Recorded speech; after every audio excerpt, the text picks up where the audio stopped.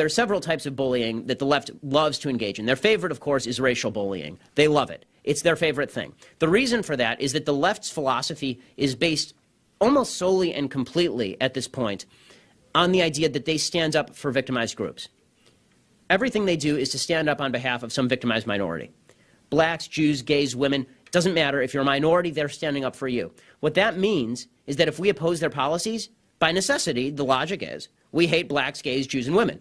And that is sort of the philosophy that they trot out. It also means that they treat people who are apostates as though there's something wrong with them. They're not. If you're Jewish and you're a conservative, as I am, you're not a real Jew, because that gives the lie to their entire agenda.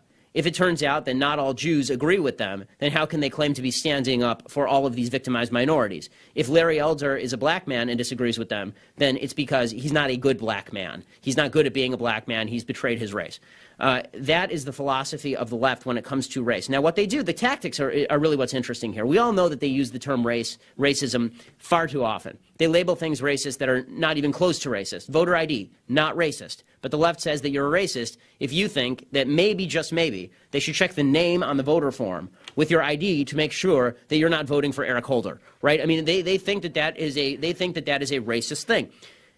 What they love to do, their favorite tactic, though, is to take a single flashpoint incident, use the media to blow this up into like the biggest thing that ever happened in the history of humanity, imply that all of America is based on the same racism that caused this incident, and then say, and the solution to that racism is liberalism. Now, one of the best examples we saw of that was last year in the George Zimmerman case.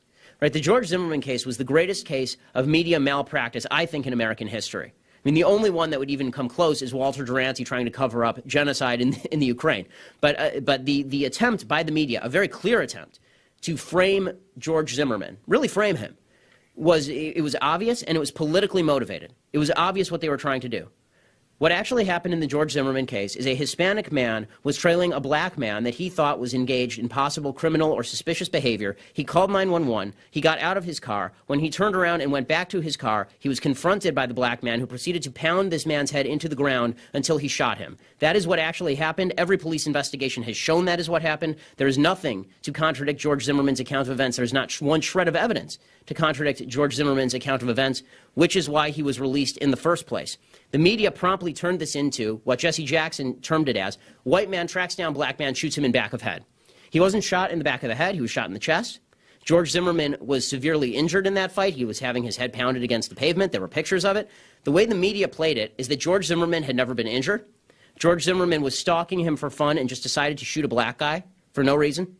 And they cut the 911 tapes to make it look like that. Remember, now NBC's being sued because of that. They took the 911 tape in which George Zimmerman was specifically asked, what is the race of the person that you are following? He said he's black. The NBC cut that tape so that what it sounds like George Zimmerman is saying is, he looks suspicious, he's black. They cut out the entire exchange with the dispatcher. He had to be prompted for the race.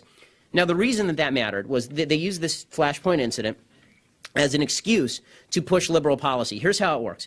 They send Al Sharpton down there to talk about how the Sanford Police Department is massively racist, and that, in general, is just a symptom of the unbelievable racism that pervades America. It's still a huge problem in America. Racism happens all the time. As you know, President Obama and many others put it, really, Al Sharpton did this a lot.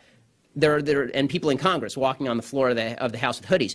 The argument that they were making is that this is just one black guy that this happened to. It happens all the time. White people track down black people and they kill them. That's the kind of country that we live in. Racism is just as bad, if not worse than it was back in 1975. This argument rose all the way to the level of the presidency, right? With the president saying that if I had a son, he would look like Trayvon Martin, which is eminently untrue. Trayvon Martin, if you saw the current pictures of him, was tattooed. Trayvon Martin, if you saw the current pictures of him, had a grill.